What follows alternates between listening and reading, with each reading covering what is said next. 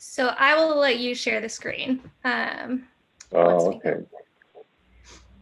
Good.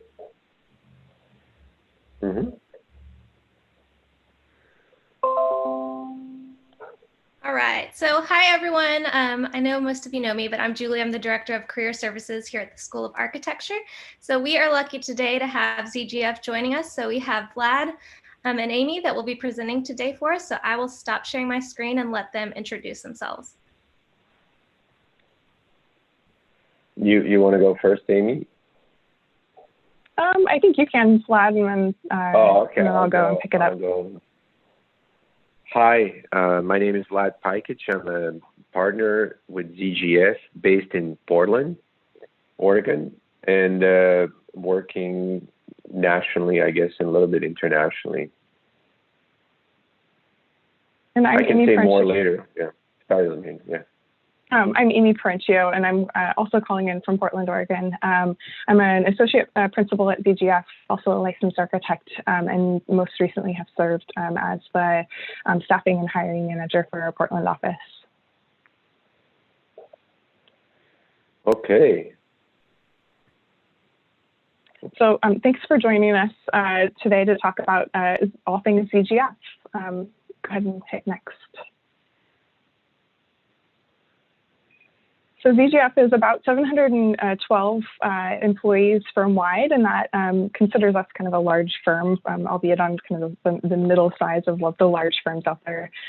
We flank both of the coasts, so we've got offices in New York and Washington, D.C. on the East Coast, and then on the West Coast, we're in Canada and Vancouver, B.C., Seattle, Portland, and Los Angeles. But we do work everywhere in between, and like Vlad mentioned, we also do work internationally. Go ahead and hit next. Our staff breakup. Our staff breakup is really more than just architecture. We have interior designers on staff, also urban planners and urban designers, and then everywhere in between for support staff, really talented individuals who support us in environmental graphic design, fabrication, model building, photographers. We even have a couple of registered nurses on staff and lab planners to support our work. So we're really diverse in our skill set and what we bring. Next. ZGF's portfolio is really diverse in its project type and scale. Unlike other firms, ZGF is not studio-based, which means that employees can really kind of choose to specialize in one market sector or jump around from project type to project type throughout their career. We find that increases the longevity of people and retention rates within our firm, so that people don't feel like they have to leave in order to try something new. We have some people who have worked at ZGF their entire careers who have been with us for 35 and 40 years. Our areas of practice, like I mentioned, are pretty diverse. We do everything from academic buildings to corporate and commercial kind of workplace type of things to really large scale high rises, healthcare projects that range in scale to like a really small doctor's office tenant improvement to really large new builds children's hospitals. Public and civic work, both at the kind of urban scale, but also in the building scale, so courthouses and airports, mixed use projects, and also urban design. Next. Just a couple things about us. The AIA, we are one of the Architecture Firm Award recipients, and were ranked recently as #1 in Architect Rate magazine for the top 50 firms in sustainability. We're also JUST 2.0 certified. I don't know if many of you know what JUST is, but the JUST program serves as kind of a quote unquote nutrition label for organizations seeking to become socially just and equitable. And the JUST 2.0 designation really represents our commitment to increase transparency to social justice and equity. And next. So thanks, Amy. As a kind of a, quick overview of the firm, and at the end of the slideshow, there will be questions. So, we can go into more details, explaining a little bit how we work. I think in a way we're from Portland office, but at the same time we're representing the firm in general. So thanks for having us over. We have quite a few people from UT working at our offices. I mean, quite a few. We're not that big, so it's a number of people, but we're always happy to get you guys over. So how to explain ZGF to people who we assume are not necessarily familiar with ZGF as much. So we are a firm from Portland, so it's a national firm, but it really originated in Portland, Oregon. I don't know if you're familiar with the place. It's in the Pacific Northwest. This is the Columbia River Gorge. Pretty nice place. So when we sort of try to explain who we are or what the firm does, the firm was actually started 7 years ago, and that was kind of an interesting time. A lot of firms that you hear of sort of started around that time, which was pre-World War II. Then there was a boom around World War II, and then the post-World War II. This was the sort of the heyday of modernism. And of course, a lot of it was tied to, the war effort and the growth of industry, the growth of all different things. But, when we think of those days, we think of the modernism, in general, as architects. So, I don't know what you guys are up to these days in Texas, but I would assume that UT is, familiar with what we call here kind of a West Coast modernism. Here on the left is, one of these nice Frey houses, or, kind of a classic case study house by Craig Elwood. Now, of course, Portland was, is not in California, but it was somehow, it can be understood in some ways similar to that, because here in Northwest, there were a lot of similarities with that sort of West Coast modernism, but somehow brought to the Northwest, which is rainier, wetter, greener. John Yon, and there's a number of these are local, kind of modernist architects who are not as well known because, we're a small market. We don't have Hollywood and things like that, but who've been doing a really interesting kind of, in this case, mainly residential work. So it's like this kind of modernism, West Coast modernism, but sort of happening in this relatively small yet vibrant market. So the other thing that was going on in those days, 7 years ago, was of course the kind of high modernism. So you have Skidmore, Owings and Merrill, kind of starting this kind of American modernism with a lever house. Now lever house year is 1952, and this is our 1948. So this is Portland, Oregon. I don't know if you guys are familiar with this building or the architect, Pietro Belluschi. This is, at that time, was the first building in the United States that was fully air conditioned. These funny looking windows, which, you might have seen other places, that was the largest single pane of glass at a time. And this was a fully curtain wall aluminum facade. So showing this is 1948, so it's 4 or 5 years before lever building or other kind of what we think of these sort of iconic American modernist buildings.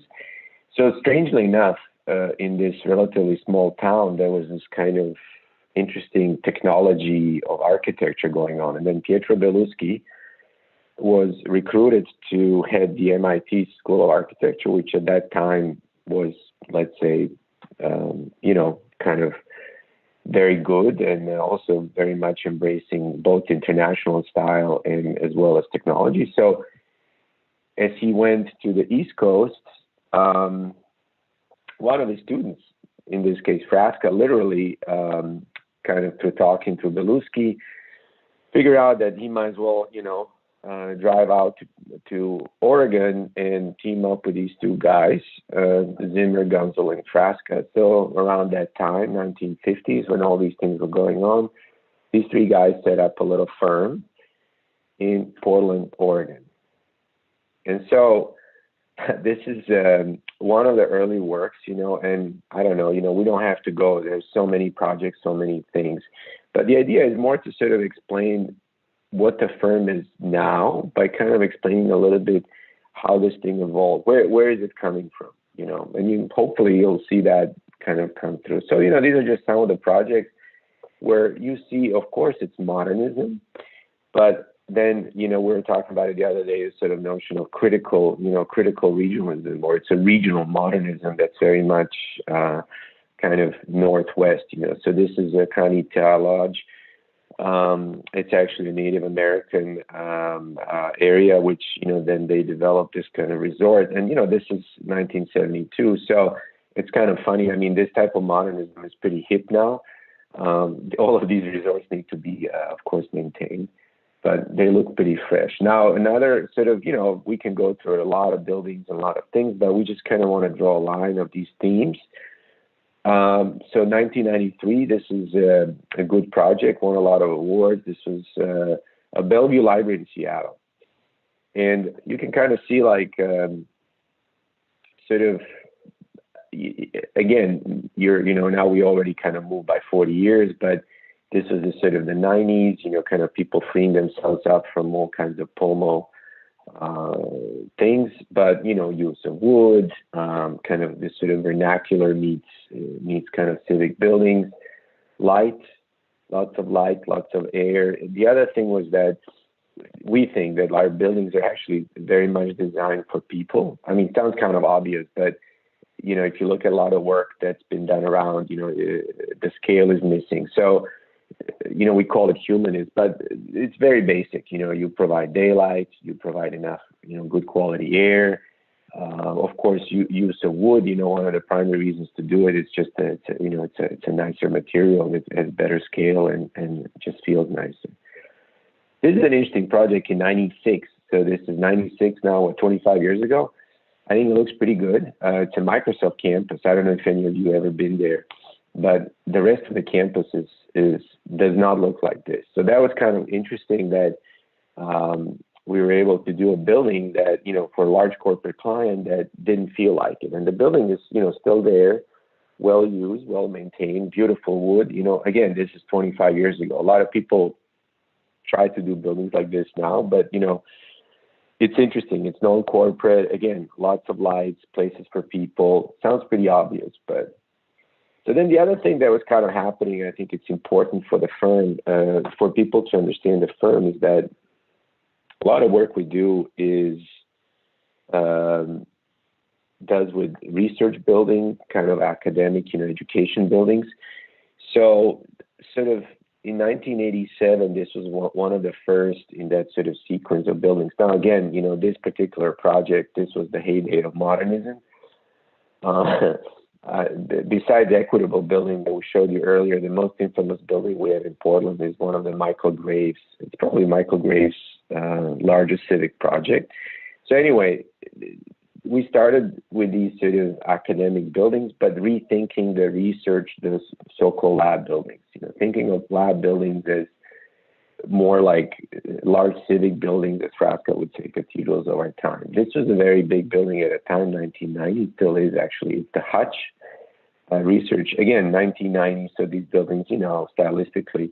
But what's important is that you see this is a picture of the labs. And again, it's buildings that work very well, but they also create great spaces for people to be in. And again, this sounds very obvious, but I don't know how many of you guys ever been in a lab building. And the ones before 1990, even some of the recent ones, are not usually pleasant places to be. So this is an interesting building in kind of sequence of these things. So where you can see these themes of this kind of, it's not so even regionalism, but it's a kind of architecture that, so this is Mondavi at UC Davis. You know, UC Davis is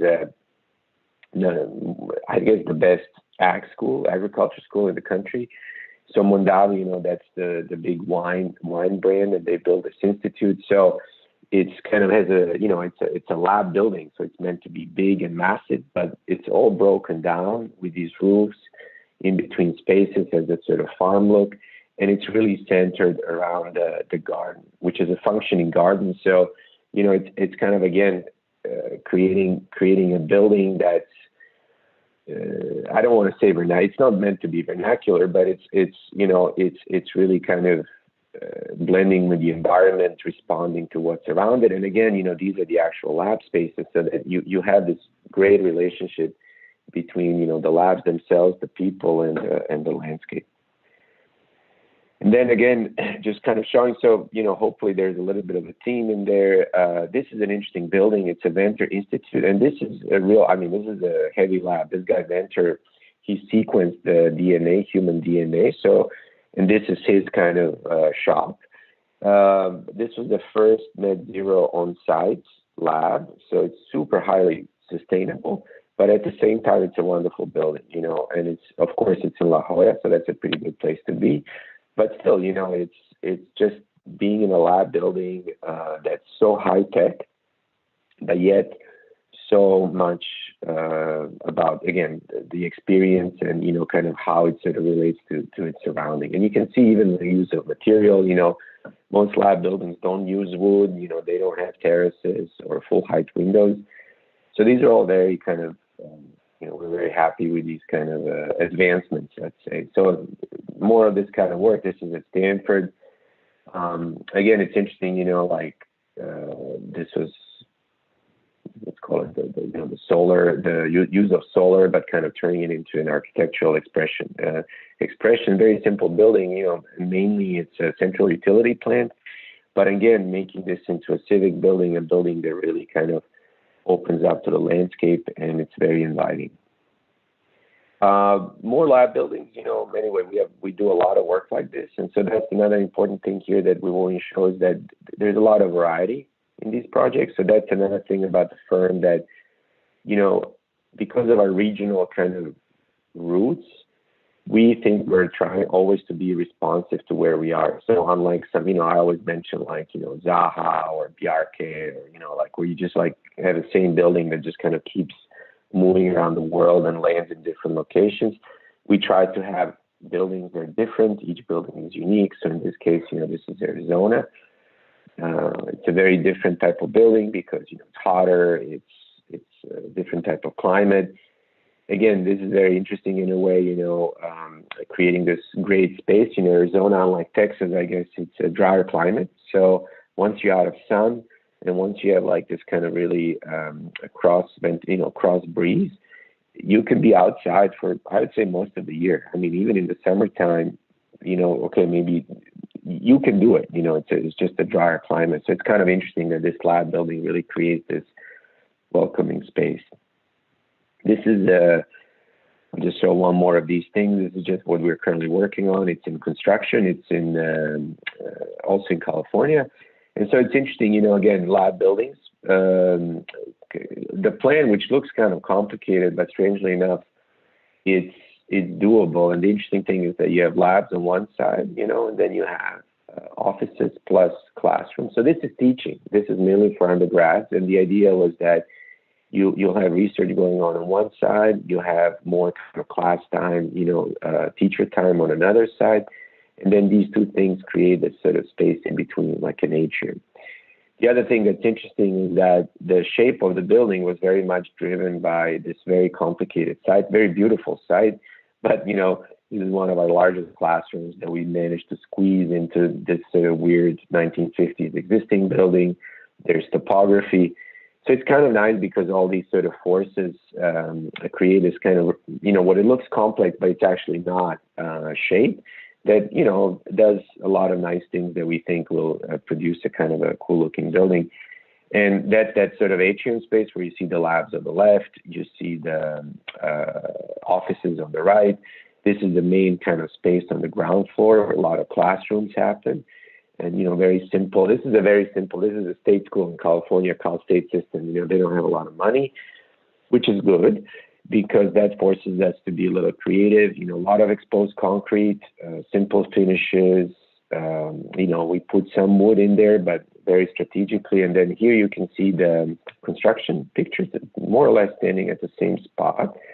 And what's kind of cool about it is that this is a very simple and, in a way, cost-effective idea. The other interesting thing about this building is that this is all that naturally ventilated, including the offices. So the only part of the building that you have to ventilate because it's labs and it's toxic are the labs. They're here behind the glass. And this atrium actually pays for itself because it sucks up the air and really provides, naturally ventilated, most of the building is naturally ventilated. We did this before COVID because it's a good thing to do. It's a healthier building and also saves you money. But interestingly, COVID made these kind of things even more important because suddenly people realized, wouldn't it be nice to have, much better air quality and things like that. So again, when we say number one is sustainability, for us, sustainability is not something that you kind of do on the side, but it's really integrated with the architecture. And see, so we do other work. So this is academic work. It's a building at University of Oregon, Jacquet Center. It's a student athlete center. It's kind of nice because it's in a way like a quote unquote complete design. Beautiful design on the exterior. You see the skin out here, but also the interior space. So that's also what we kind of do, which is nice. And what Amy was saying earlier, there are no studios. So, is this done by the interiors or the architect? It doesn't really matter. It's more of an integrated kind of holistic approach to how we put buildings together. This is another one, also University of Oregon. This is we have some Nike people who went to Oregon and like to be nice to their school. So what's interesting about this, it's it's an athletic building, so it has to sort of stand out and make a certain statement. But importantly, at the same time, you're dealing with different scales. It's, again, this sort of human aspect to it. Healthcare, yes, we do a lot of healthcare, and healthcare is very interesting, especially now. Again, COVID. It's funny with COVID because it highlights certain things that we always wanted to do, but healthcare tends to be a very conservative kind of crowd usually. So this was a building in 14, but getting things like outdoor spaces. Again, this is Bend. Bend is drier climate. It's Eastern Oregon, so it's nice and dry and sunny. So it's quite nice. You can open windows and go outside. There's not that much humidity. It's a very simple building, but like for example, this is where people come for therapy. This is not it's not a fun place to be, but under the circumstances, you want to create spaces that architecture somehow helps people get through these times in their lives. And I don't know how many times you had to go to places like this, but usually they don't look like this sort of being in nature, light, sunlight, importance of enough daylight and green and so on.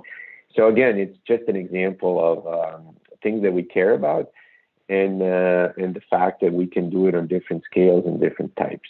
And again, this is just showing you this is a pretty nice looking building. It's a different scale in Arizona again, simple facade system, shading the building, and then this kind of notion of these sort of pocket gardens. Now, this is Nike headquarters, so we do a lot of workplace. West Coast, up here in Oregon, we have sports companies like Nike and the other guys, and then a lot of tech going up and down the coast, Seattle and LA, San Francisco, and so on. So this is I like this building in a way, especially that there's this, it's a relatively complex geometry, but it's in a way it's very nice how it interacts with the landscape. This is maybe a little more expressive piece, but it's kind of in the forest, and there's a lot of landscape around it. So the idea is that Nike, they're about movement and these kind of again expressive geometries. But what's nice about it is that it's sort of inclined planes. The reflectivity of it really sort of brings the nature in. So as you go through the building, you have a lot of green and reflectivity and so on. So the buildings kind of try to blend a little bit more with the forest, with the landscape around it. Which I like this building a lot. It's interesting. This is a nice image. It's a bit simple office building. It has a hotel in the base, but if you see it in this skyline of Seattle, it's the only building that kind of pops up because the simple geometry, which was driven by the zoning envelope, what it does is that it reflects the sky, reflects the sea, and it kind of just livens up. I mean, Seattle is one of the hippest, most happening, moneyed cities in this country, but it's a pretty drab skyline, So anyway, we're very proud of the building because you see it's a form that's, again, the hotel is in the base. Here you can see the hotel portion, office up here. And then this geometry started off as a way to negotiate a difficult site, kind of build over this historic building, which was actually there are two historic buildings. So that was part of the original program to preserve this drop-off area. And then this thing here is the amenities kind of function space for the base. So that's quite nice with this lobby space. And you see how the building kind of really comes to the street level. More workplace. This is interesting. It's just, we do a lot of repositioning of existing buildings. So again, this is a beautiful existing bank, very simple, well put together. This is a nice one. This is Google, Spruce Goose. We do a lot of work for Google. Spruce Goose, for you guys, if you ever heard of it, it's the Howard Hughes plane that he built, and it was all wood. And then this is built during the war, so metal was a premium. So they said, okay, you can go ahead and build your plane, but can you do it without using any aluminum or any other metal? So he said, yeah, okay, we'll build it out of wood. And it was the largest plane at the time.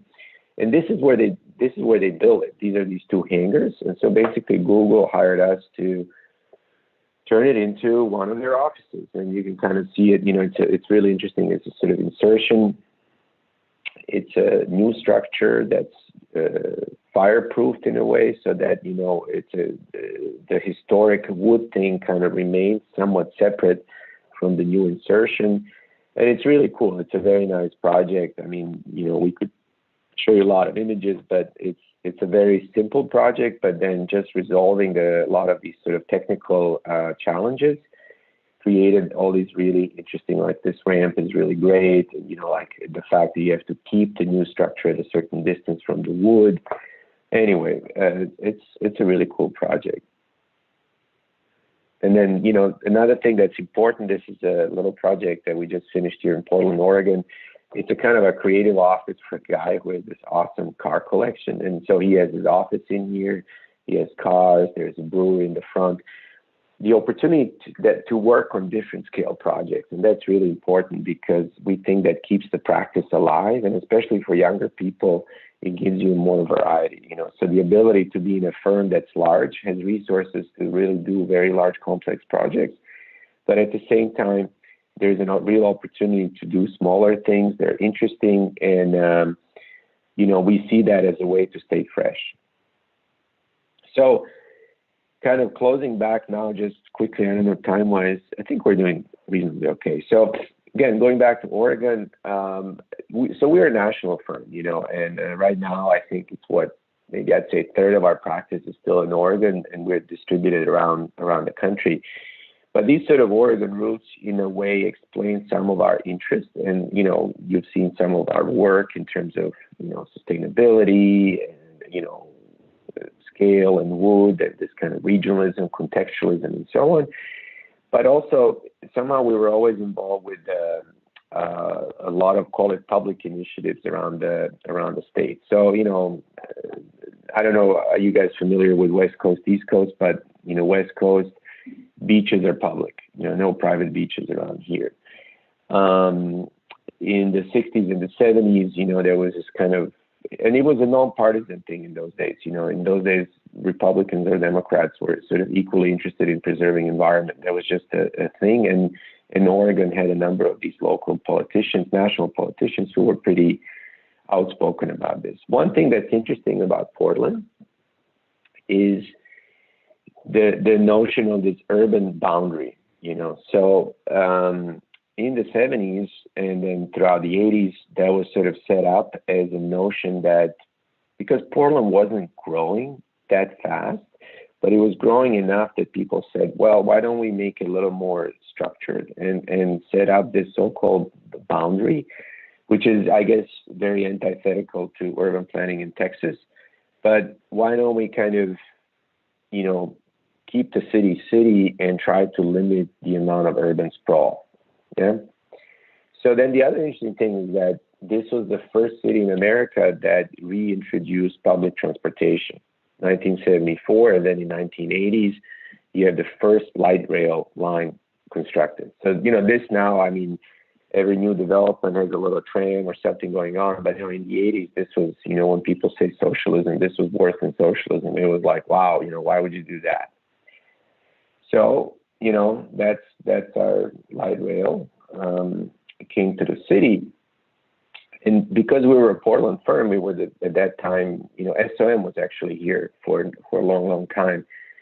But ZGF from day one kind of really got involved with this, So here it is, your typical kind of,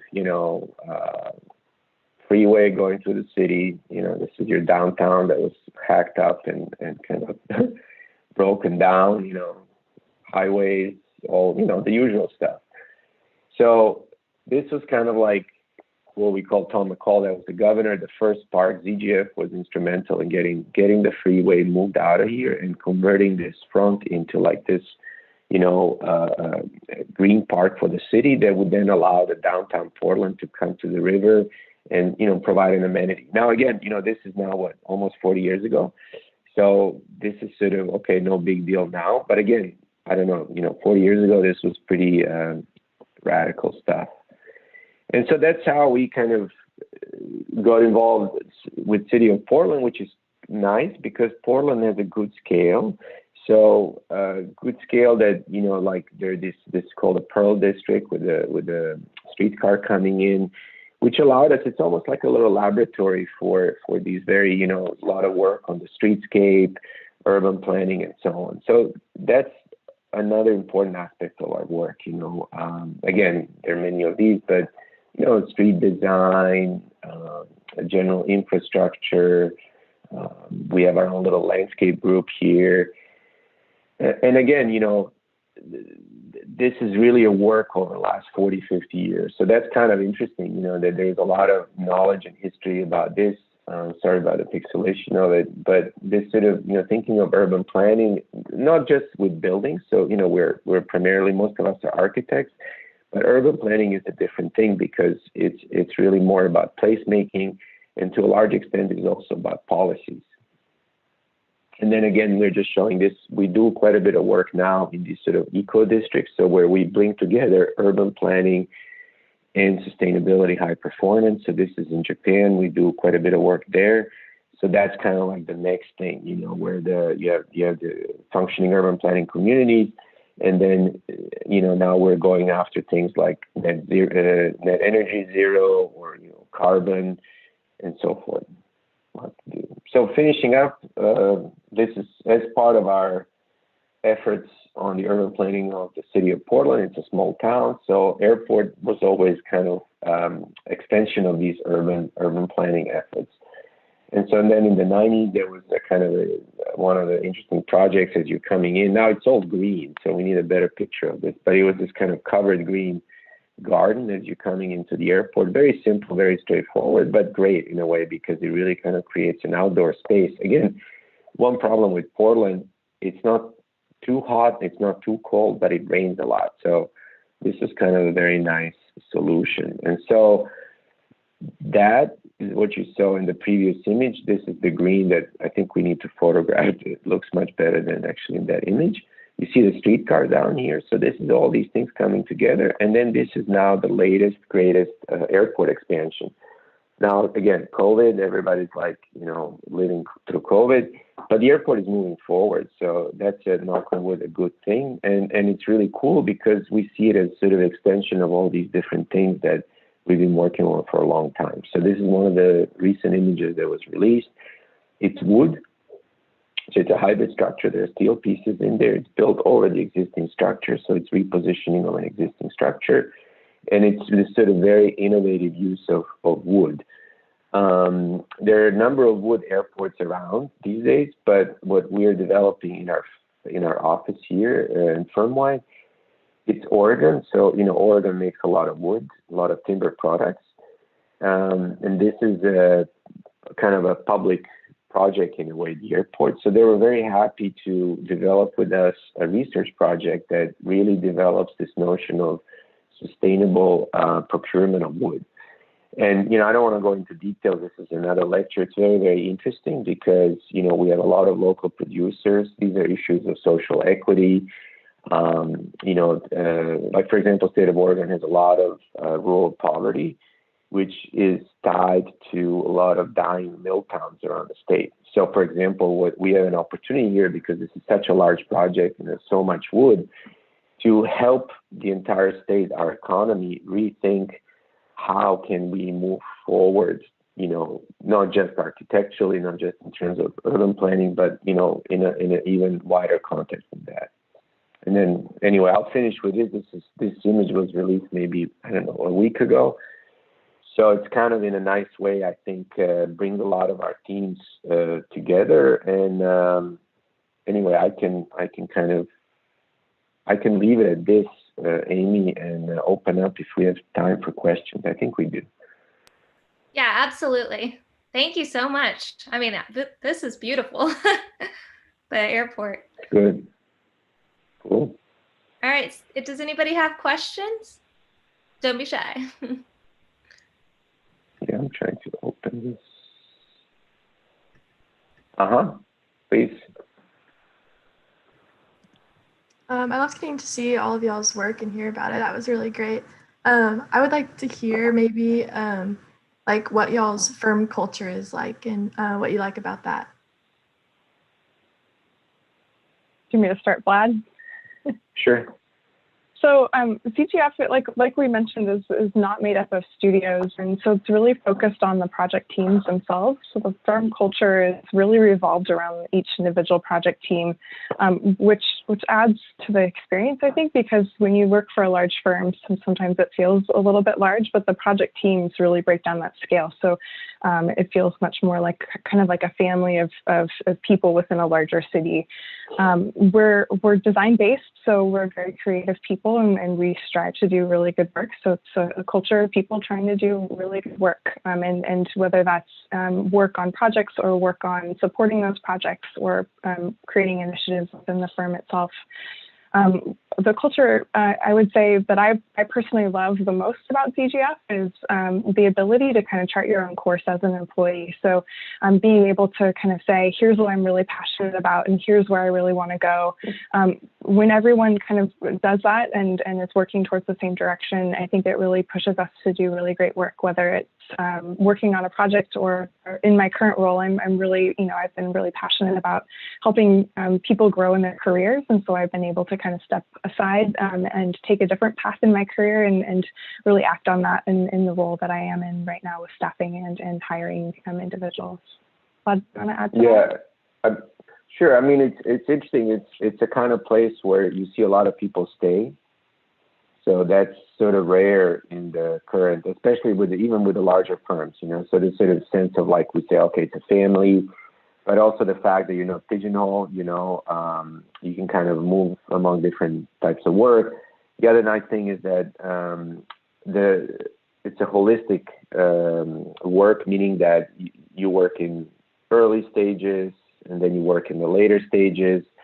In terms of like getting licensed, it's not just like a lip service, but there's a real effort to help younger people kind of, gain the knowledge and kind of really do different things in different scales. Cool, thank you. Hi, actually, I had a question about something you mentioned earlier in your presentation. You talked about the Just 2.0 ratings, and I'm just wondering, as ZGF, what are the values or the design strategies that you guys used to achieve this rating and how this is implemented most in your design process? Great question. Since this is design related, Vlad, do you want to take this and I can talk maybe a little bit more on the back end? Well, Just is, Amy can explain Just is like a certification of sorts. It's a little bit like LEED, so you have to do very specific things. So I'll let that to Amy. But what I can tell from a standpoint of us as a firm, we've done sustainability before that was kind of became a marketing thing, and that's kind of point of the presentation to explain a little bit how we got into it and why we're doing it. Same with urban planning, we do these things related to urban planning. Even today, there's a lot of stuff going on in Portland, and it's a very kind of a trick. There's a lot of political issues, and they revolve around urban planning issues and so on. So that's being socially active as an architect, So again, we're coming from Portland. If people came from Seattle or LA offices, they would tell you their story. Like our LA office is very active in LA politically, locally. Politically meaning, when it comes to issues related to urban planning, homelessness, we're discussing a lot of ideas about housing, because we don't do as much housing per se, but since we're doing a lot of healthcare and housing, especially, housing for the affordable housing, for example, is becoming way more integrated with healthcare. So these are all the opportunities where we think as architects and as a firm, we can be much more engaged and contribute more than just like, oh yeah, let's go do some, architect museums around the world. From a policy standpoint, yeah, thanks, Vlad. That was really helpful. From a policy standpoint, Jeremy, a lot of what we had to do for JUST is really adjust very kind of specific things within our employee handbook. But on a broader scale, in terms of social equity and diversity within the firm, it's always been part of kind of our ethos to try to kind of work towards that. Way before the murder of George Floyd, we had a group formed in 2013 called the Diversity and Inclusion Advocacy Group in our office, in our firm, to talk about, how to adjust policy to really kind of make sure that our workplace is fair and equitable for everyone.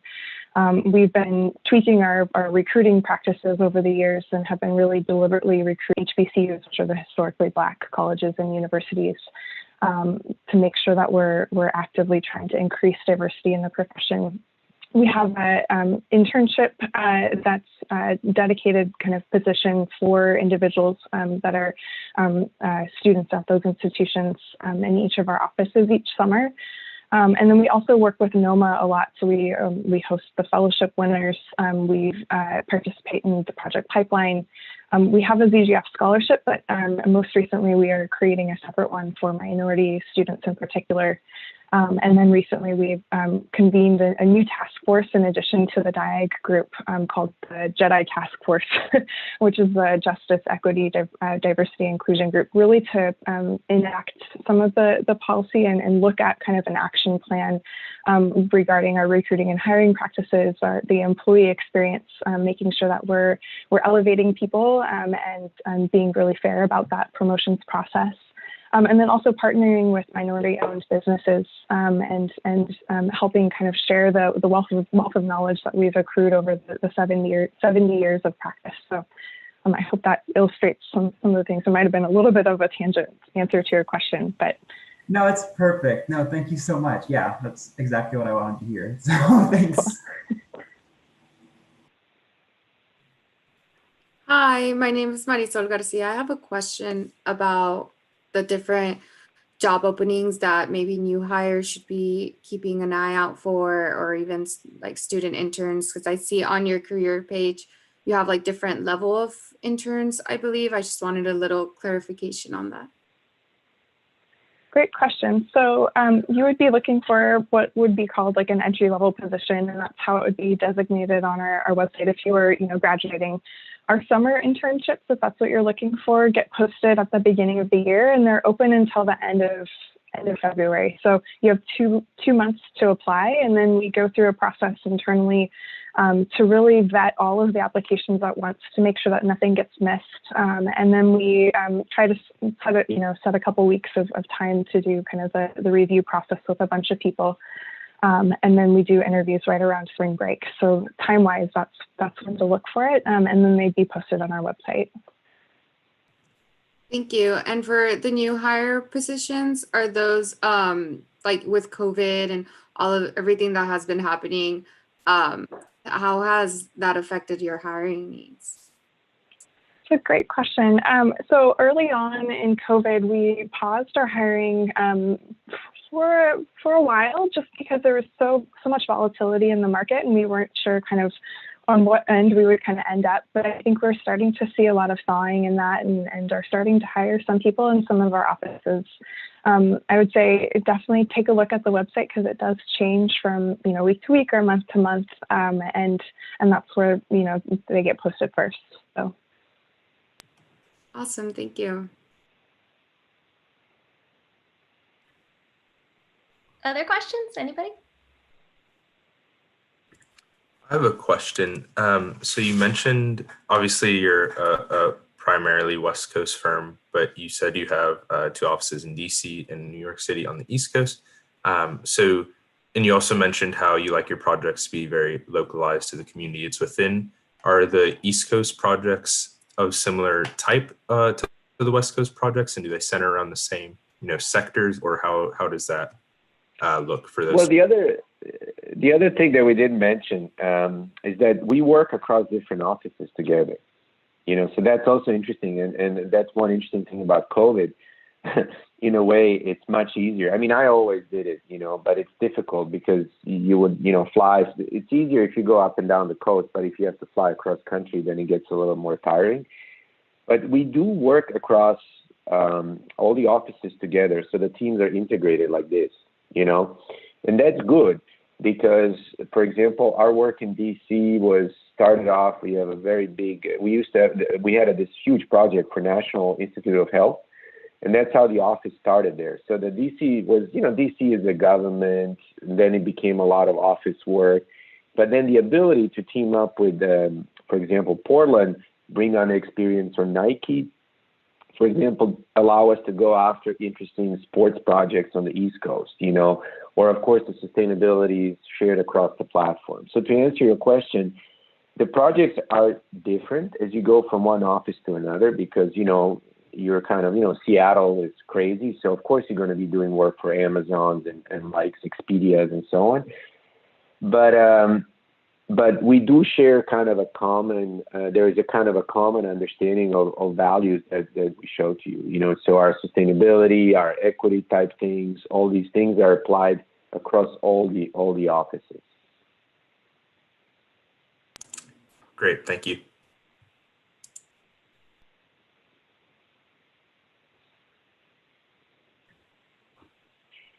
I'll have to jump off. I have another call, but Amy, you can stay a little longer. No, is that okay? Yeah, absolutely. Okay. Any other questions? Well, if you have any questions for me, please, you can email it through Julie or Amy, and I'm more than happy to follow up. Or thanks again for having us. Okay. Thank you for presenting. We really appreciate it. Bye. Bye. All right, do we have any other questions for Amy while she's here?